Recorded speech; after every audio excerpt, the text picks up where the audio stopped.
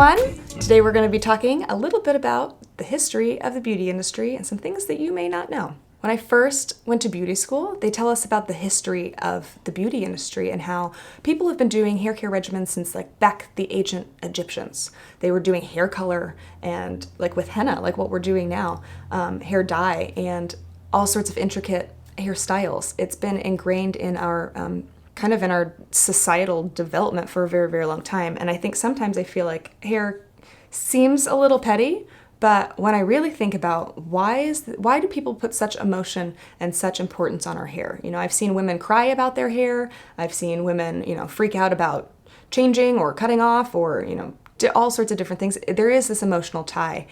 So people naturally have been fascinated with products and things to make them look and feel beautiful. And it turned into, obviously, a business. And we started seeing all of these new innovations coming out and all of these improvements on hair care and products. And, people started bathing on a regular basis and they started actually doing their hair on a regular basis and doing their hair at home. And so there were products that were coming out to help support these things. There were different trends in the hair style. So by the time we got up to the 1950s, women were going into the salon on a weekly basis to get their hair set into a style. And their hair care professional would do all of the care and the maintenance and send them home. And they would do that every single week. And then we started to see in the 1960s, people started to shift to doing their hair more at home. We went into the hippie style where people were not getting their hair sprayed and set for a whole week. It was kind of free flowing. Vidal Sassoon came out and there was a lot of these bobs and some very structured cuts that fell back into shape. So the trends and the styles started to shift and started to change.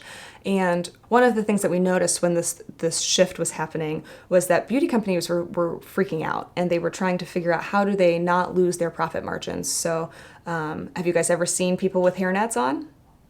We typically see people with hairnets on in the food industry. It's people who are in the cafeterias or people who are, working in the kitchens. And I always thought that was a health code thing. Well, as I started researching our history and what has happened in the beauty industry over time, we realized that people were actually forced to use hairnets in the food industry by people in the beauty industry. Women stopped sleeping with hairnets. Before, everyone was sleeping with their hairnets and they were, taught how to sleep delicately and keep it folded under. But with this change in style, no one needed the hairnets anymore. So instead of the company saying, let's come up with something better, or hey, that was a good ride, they decided to go lobby to the government and say, this is horrible for people's health. People's hair may be getting in food and it's disgusting and it's bad for your health.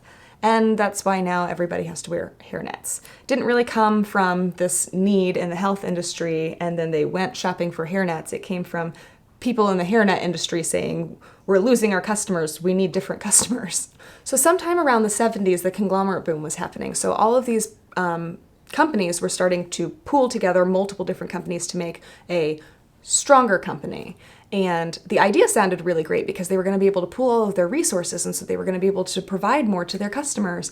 And so people really jumped on the idea of this and the stock started to rise like crazy. And the more that the stock started to rise, the more that people started to jump on this and it just grew. But over the next, 7 to 10 years, they started to realize that there wasn't any real growth happening with these companies. If you pulled them all apart, each individual company was not actually growing. Just the conglomerate as the whole stock was growing. So then people started pulling out. They were like, this isn't actually working the way that we were told that it was working. So it started to crash like crazy.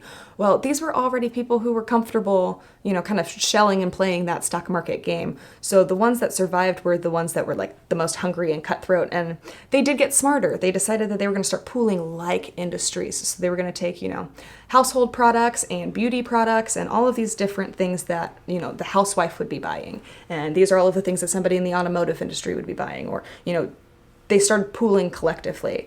And when this started happening, a lot of these companies started buying beauty products. So they started buying a lot of these professional grade products that have, had been popped up or the products that professionals have been using for a long time. And they started acquiring all of these companies and they started adding them to their offerings. Well, they wanted to make their profit margins go up, so they started looking at what can we do to make the cost of making these products go down. One of the first things that we saw go away was pH balancing.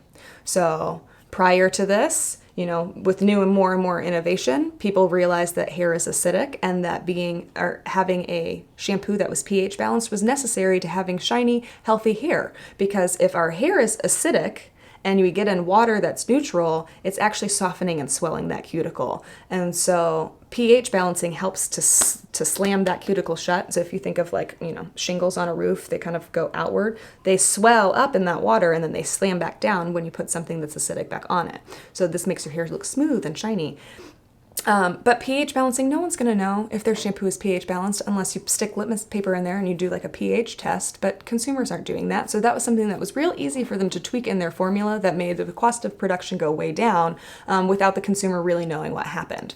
So started to change little bit by little bit by little bit, and then eventually the divide between professional products that you could get from a professional line versus general products, the difference in performance was becoming more and more noticeable. So these companies also, as they started growing, got smarter and they started buying up all of the other product companies that were getting successful. And they were waiting in the wings to find when is the right time to pick up this line and bring it into our own.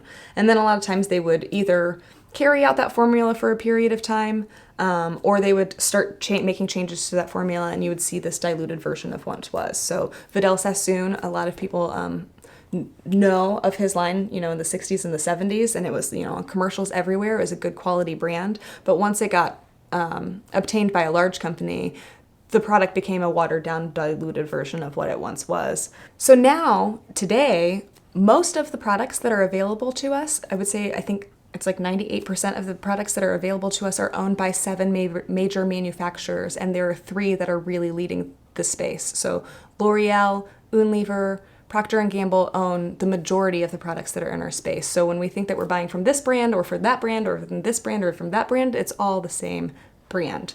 And why this is important is because there are a lot of small brands that are doing it right. They're making the right products for the right reasons with quality and performance at hand for the end consumer, that now it's really hard for them to touch their customers because the market is so filled with all of these products and consumers are overwhelmed with all of these choices.